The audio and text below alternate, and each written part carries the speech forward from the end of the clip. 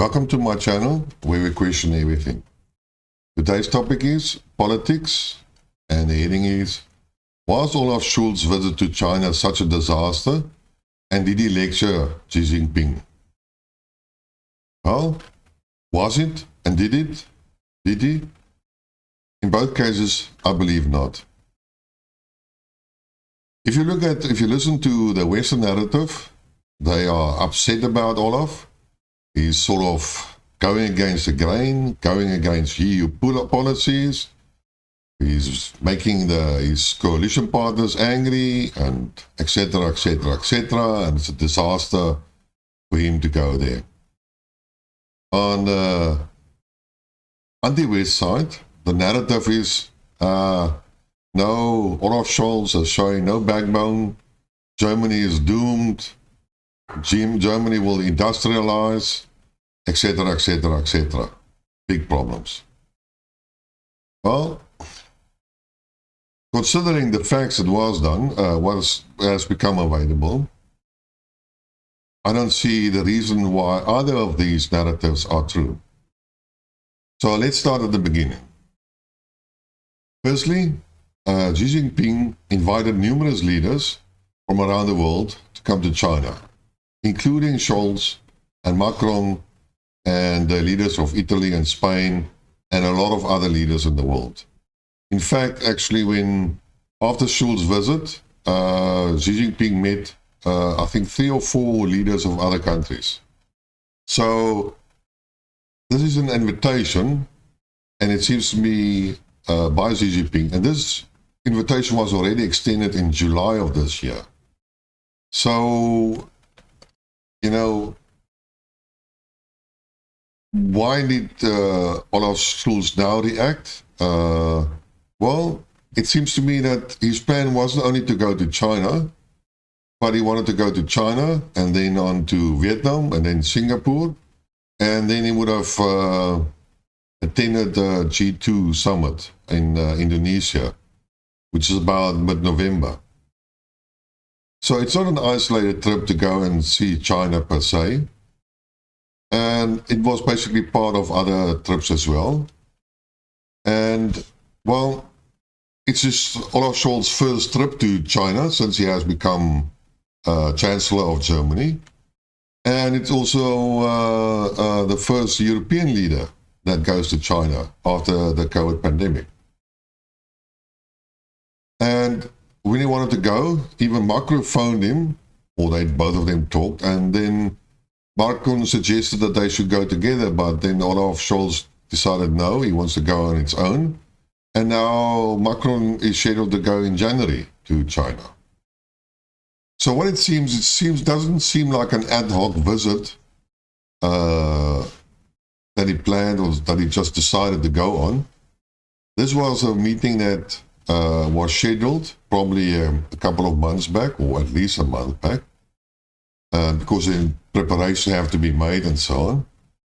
And so this was in the cards. It shouldn't be actually a surprise to any of the two parties' narratives.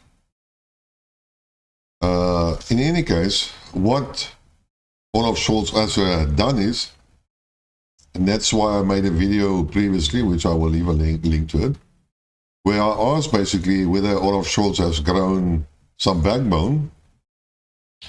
And if you look at some of the actions he has taken he has approved the sale of about, nearly 24.9% stake in the terminal at Hamburg, which is the biggest harbor in Germany. And it was sold to a Chinese state-owned company called COSCO. So he even approved the sale against the wishes or recommendations of 6 of his ministers, and also despite the opposition expressed by his coalition partners, and also against the wish of the European Commission, which has warned that this would be a national security risk of having a critical EU port partly owned by a Chinese state company. which I can't understand, because firstly, what is the security risk involved in China owning a part of the port, which is only a partial stake in a section of the port. And also, if you look at what Germany has done to the assets of Gazprom, where it annexed or nationalized or took over the Gazprom storage facilities, gas storage facilities in Germany, and then transferred to another company. So if there's any critical issues, then why can't they do it with that port as well? And then also you will find that the Chinese are already owing various, or have stakes in various European maritime infrastructure, including in the ports of Antwerp, Duisburg, Rotterdam, Zeebrugge and Athens as well. So why would the European Commission or so worry about Germany when similar assets are already owned in other countries? Doesn't make sense for me. Basically, I don't understand that, and maybe you can make sense of that, but for me it's basically hypocritical again, or some false information. And then, no, I know the Duran said it was like trying to send a gift to Xi Jinping on his visit. No, that's not what it was. It is part of the decision that Olaf Scholtz has made on his own, for his party, for the German people, and for Germany as a country itself, because he knows what the importance is of China and the China industry to Germany.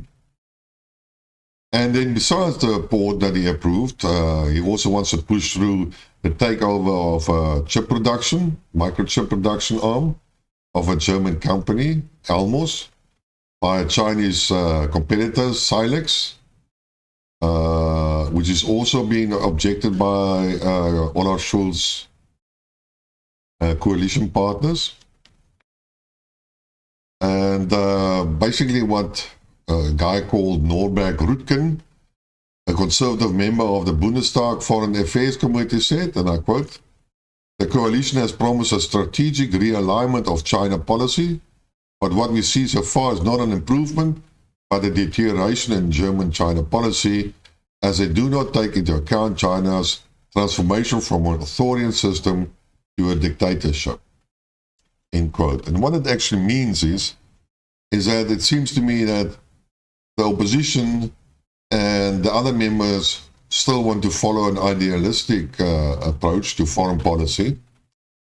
And with the current action of Olaf Scholz, it looks more like he's deviating from the idealistic view to a more practical view and a practical approach.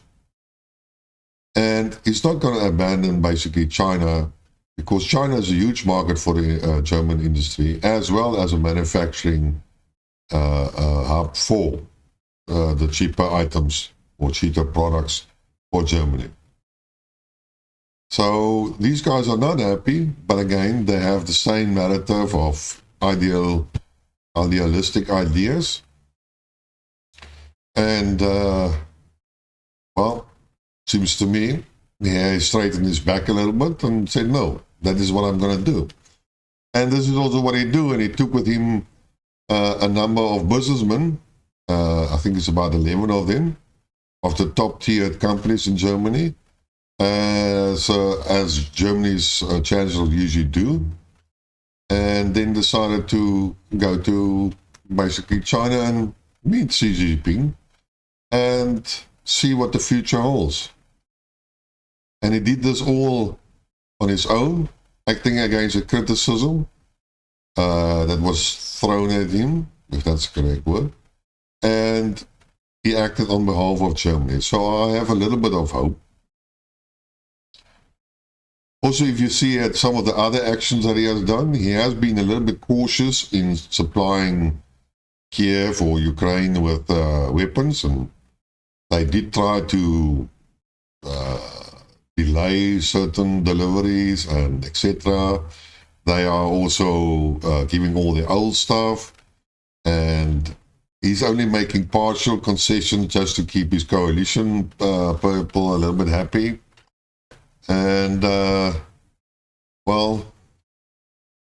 basically, I'm not sure if he follows the so-called, not party line, but the coalition line, if you want to call it.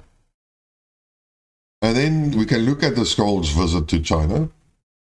According to the Chinese transcript, he said the German Chancellor Dai's visit to China was compact and efficient, and the two sides had friendly, frank, and pragmatic exchanges.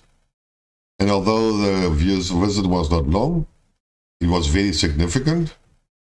And Scholz only stayed in China for about 11 hours before he departed. Now, I also know that Xi JinPing has a zero COVID policy, and actually COVID and testing was prominent on the agenda. And, well, I believe that's one of the biggest reasons why, at the end of the day, Scholz's visit was limited to 11 hours. And the final press conference was not done by Xi Jinping, but the China minister in chief, Li Keqiang. Okay. Some people would say that was a slap in the face of Olaf Scholz. I don't believe so, because Xi Jinping had other visitors lined up, number one. And if you look at some of the photographs between Olaf and Xi Jinping, they seemed quite friendly. I didn't see any animosity between them. Yes, it's sometimes difficult to read the Chinese faces and reactions and emotions, because we as Westerners haven't been trained to do that. And most of we can easily do it with Western faces, because since birth, and that is how we have been taught. But looking at different races, it's sometimes difficult to read those, how you call it, faces or emotions. Yeah. So I'm not sure if the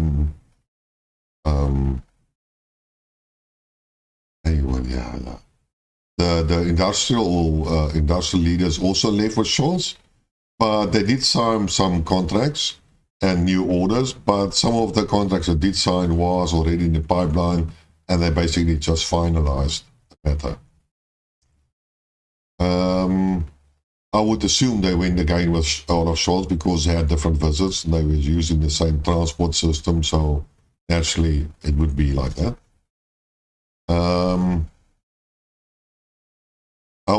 I know there were some speculations that Olaf Scholz would have made some demands and tried to maybe teach Xi Jinping some lessons. But nowhere did I see him to be sort of upset or in any way threatening or antagonistic. And neither did Olaf Scholz face show any signs of that. So one shouldn't make a big deal out of this type of narrative. And then we can look and see what Olaf Scholz have said. Well, according to the transcripts and various other sources, articles even in Western media, Olaf Scholz mostly focus on business ties, and that they take precedence over calls to keep a distance from China, make human rights concerns a priority, and squeeze Beijing on its unwillingness to condemn Russia's war on Ukraine. Which basically means that he didn't talk the usual narrative or the usual topics with Xi Jinping, focusing more on the economic side. And he also used this opportunity to sign business deals, which I've already known. And then he announced new areas of cooperation, reaffirming a once cozy relationship that has come under strain due to the recent events.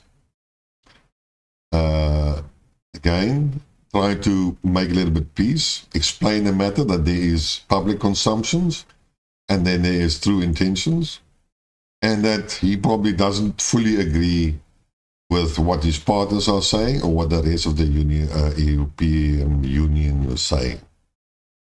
Yes, as usually, he talked about Russia and asked or told, no, I wouldn't say told, but probably not emphasized, encouraged Xi Jinping to exert the influence on Putin to resolve the conflict. And also, well, one can understand that. Scholz apparently also repeated Germany's position on Taiwan, which I don't fully understand, because as I understand it, is that all countries in the world acknowledge that Taiwan is part of China.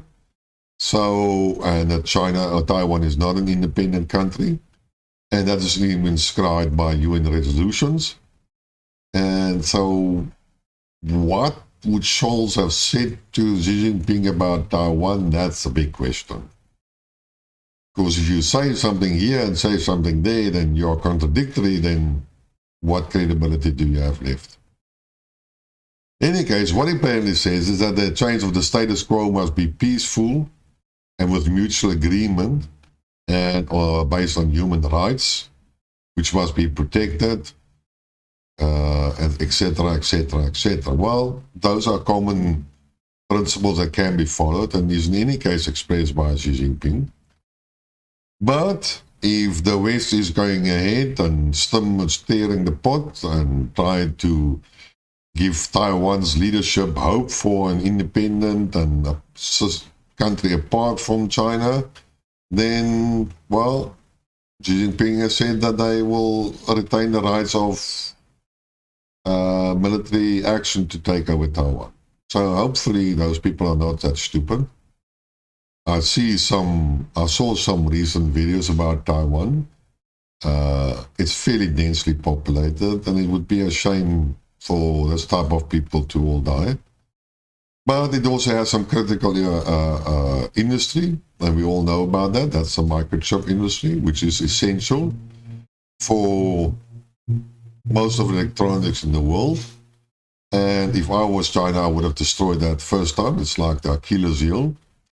It's like the nuclear option without nuclear bombs. In any case.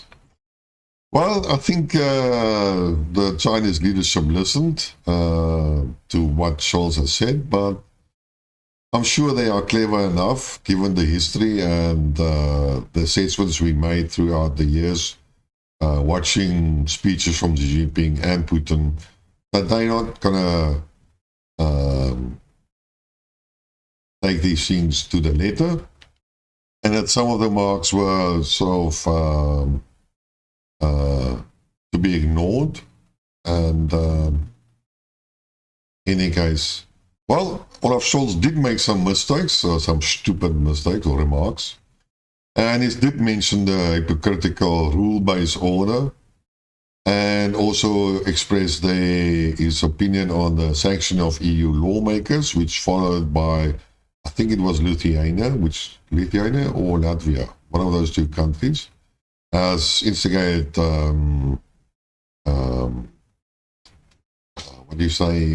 sanctions against China. Well, and China then responded in kind.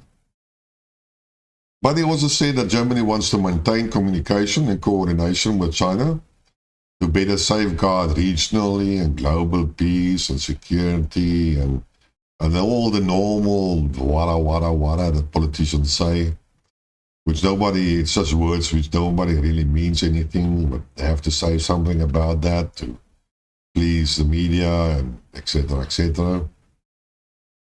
Well, he also stressed that China is an important trading partner for Germany and for Europe as a whole. So basically, going against the grain that Europe must distance himself from China.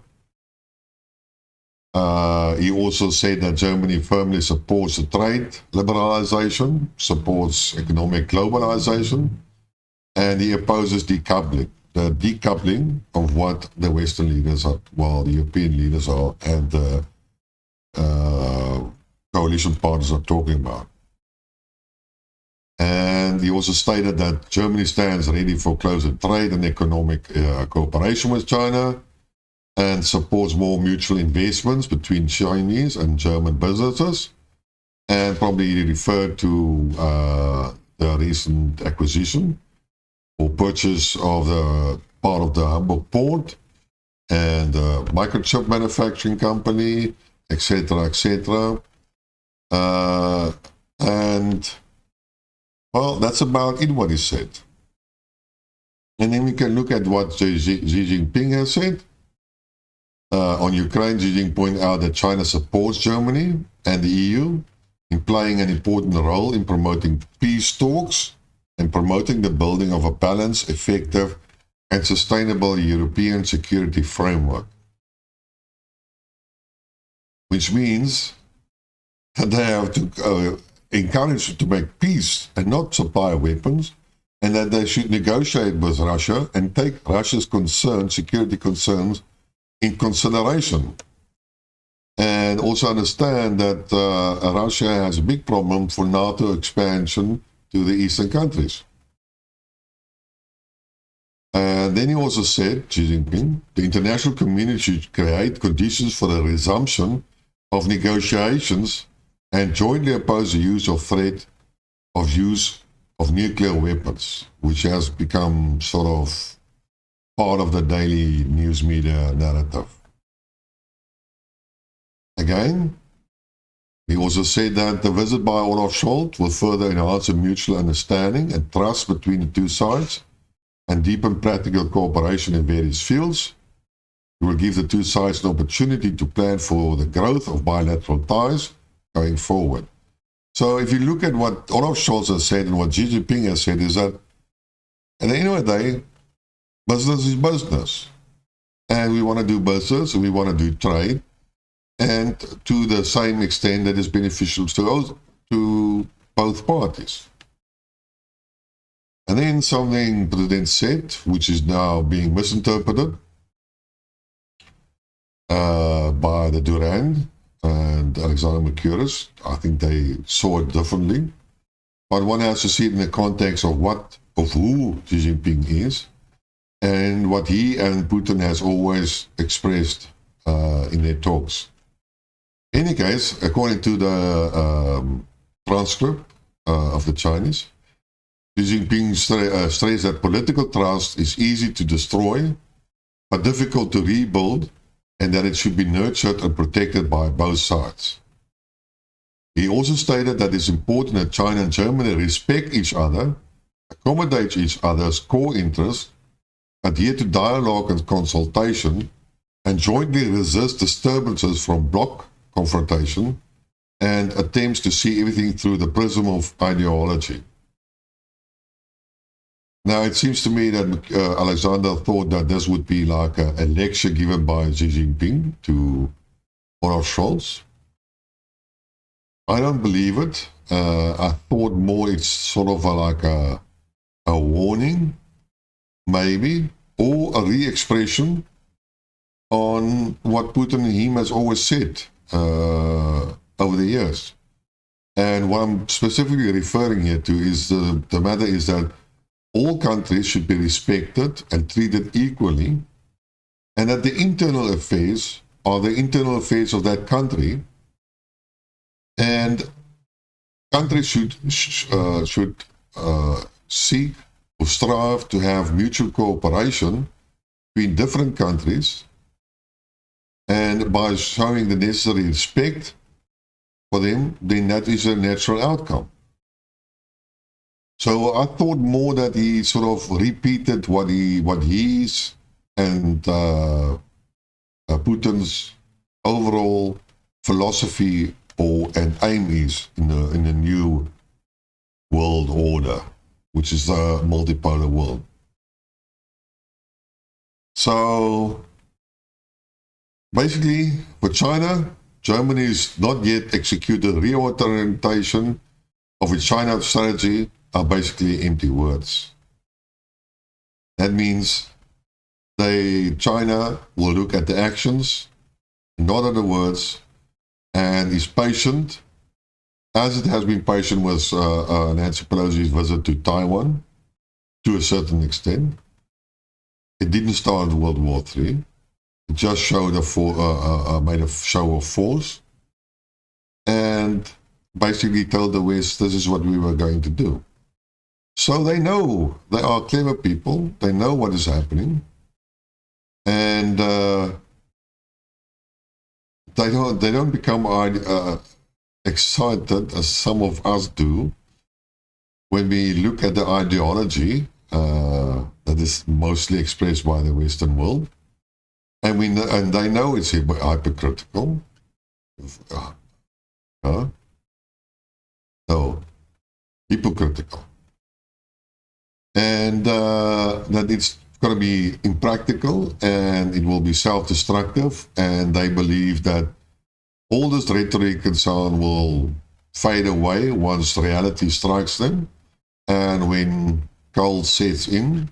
Well, I have a different opinion about the energy crisis in Europe and Germany, but I've already discussed it. I don't unfortunately support a normal narrative. I think the biggest problem is going to happen next year. End of the winter, then the subsequent spring, and etc., until next year's winter. And then we're going to have some seriously problems. So again, one has to be very clearly listen to what is said between Olaf Scholtz and Xi Jinping. One has to look at the words, and you can also look at the photographs and the body language. What is this whole story about decoupling from China? One also has to look at what it really means for Germany or the European Union. It has a huge economic impact. I mean, if you think about this, China has how many billions of people? It is a huge market. How is Germany or EU companies going to distance themselves from a lucrative market for their products, which wants their products, and then give it up for some other ideological idea, and then try to find the same markets in the rest of the world where there are less people, unless you want to go to India.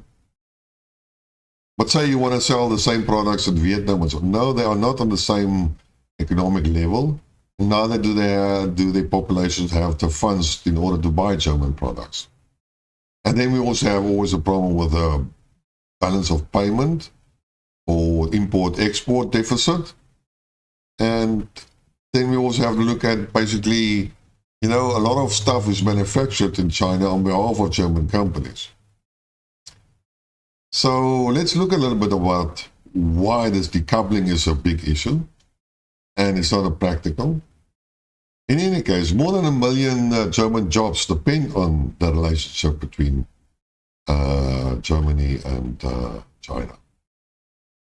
And if you look at what one of the companies like Daimler-Benz has sold more than 1/3 of its vehicles in China. So you're going to give up 1/3 of your turnover? That would be fatal for any company. And in the first half of this year, the German businesses invested more in China than ever before. And the chemical company BASF has just opened a new plant in South China and expects to invest 10 billion euros in the site by the end of this decade. And as far as I also know, in the first 6 months, Germany made their biggest investment in China. And if you look at the businessmen in Germany itself, that very few would urge the German leaders to decouple from China. Apparently, as one business leader put it on the eve of Mr. Scholz's trips, he said, the advice can only be not to smash any Chinese porcelain now. But there is a considerable appetite to insulate Germany against too great a dependency, and I can understand that as well. they are dependent of about 90% or so of their rare earth raw material from China. I think 75% of their renewable solar panels come from China. And so are there other minerals like cobalt and so on that is also usually sourced in China. And if I really understand the matter of decoupling, if I was one of those that promoted decoupling, then my attitude would be rather to source raw materials from other countries and not be dependent like they were dependent on the Russian gas for their energy usage. So I would think about maybe not having all my factories in China, but have factories as well in Vietnam and Indonesia and Singapore and whatever other countries can provide me with fairly cheap labor. So this type of a decoupling I can understand. But preventing trade and promoting trade with China, that would be like another suicide mission by German leaders. Also, it's like Scholz's visit reflects the importance of Germany's trade ties with China, the world's second largest economy, particularly in the auto and manufacturing sectors. And Mercedes-Benz alone sold about 760,000 cars last year, more than in any other country. There are about 5,000 German companies active in the country, in China, and about 3% of German jobs depend on exports to China. And that 3%, like I said, it's about 1 million jobs. And more or actually on the flip side, China has about 14 million jobs, dependent on the business with the European companies. So you can see there's a huge interdependence of between the two economic blocks or countries. And severing these ties will have a huge impact on employment, GDP, companies' health, and so on. China has also been Germany's biggest trading partner for the last 6 years, with volumes reaching over 250 billion euros in 2021. Now, I know if you sometimes listen to like people like Joseph Borrell or even Annalena Baerbock and so on, they don't always talk about directly, oh, China's an enemy. They usually consider them as a competitor, and being a competitor to the Western, then for some other reason, these leaders then decide that they are a threat to the European Union, and therefore they have to either destroy, not destroy their competitor. That would be a little bit too drastic. But to curtail the development of China, as well as to reduce economic dependency on them. The latter I can understand. Competition is good. Competition is fair. But trying to politicize the whole issue, that's a very, very dangerous principle. Well, Joseph Borrell also said that China is becoming much more assertive and much more self-reliant force, which it means that they don't always need European input. So again, it's like the child is growing up, and now that the child has grown up and is standing its ground, then suddenly it becomes a threat to the other people and other people. While it was a child, it was all fair. Now that the child is grown up and can defend himself, that's a no-no. And the same attitude what the Western nations have shown against Putin and Russia. And that is why China and Russia have become huge threats for the Western worlds of a rule-based world.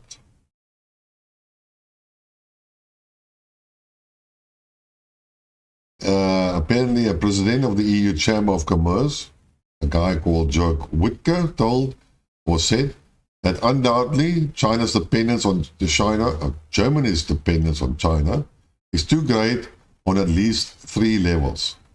Dependency on the consumer market, which I've said, on China as a production base, which I've referred to, and then on import of some critical products, such as rare elements, which I've also addressed. But he also said that hysteria is never a good policy guide. What needs to happen is a not decoupling or abandoning of economic interdependence, or even signing on to some form of containment policy. Basically, he said Germany must just reduce its dependency on China that is neither susceptible to blackmail by Beijing nor unable to implement sanctions. The latter part, I never agree with that, because sanctions are self-defeating and self-destructive and encourage usually the sanctioned country to develop their own technology. And there is no historic evidence that sanctions have ever resulted in regime change. Usually it encouraged the people's support for their leaders.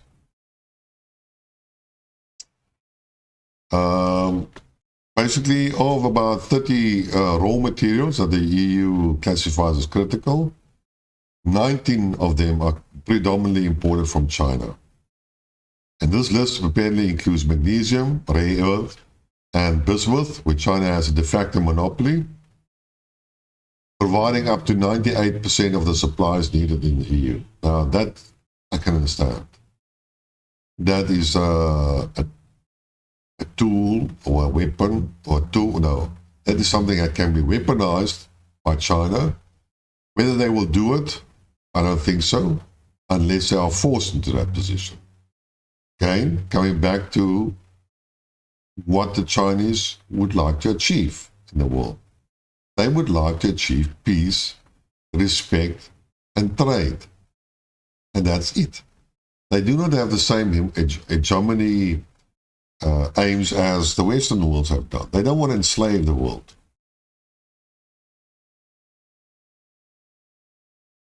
But it seems to me that there is a slight imbalance in the trade between Germany and China, and that Germany imports more from China. So if they would go ahead, then they have to find different sources for cheap goods, just like America. And where they're going to find it? Well, they're going to try and find it in China. Even if they buy it in Vietnam or in Taiwan or wherever, they will probably find, if they dig deep enough, it will say made in China. So basically, to sum it up, nothing is always as it seems. Matters are always more complex than the simplified Western or anti-Western narratives are. One has to look deeper into the matter and stop making some of these easy assumptions and narratives and conclusions and whatever you want to call them. Politics is complicated. Economic matters is even more complicated, and they are always interlinked. So that's my story for today. Think about it. Please subscribe to the channel. Share it. Tell your friends. And until next time, cheers.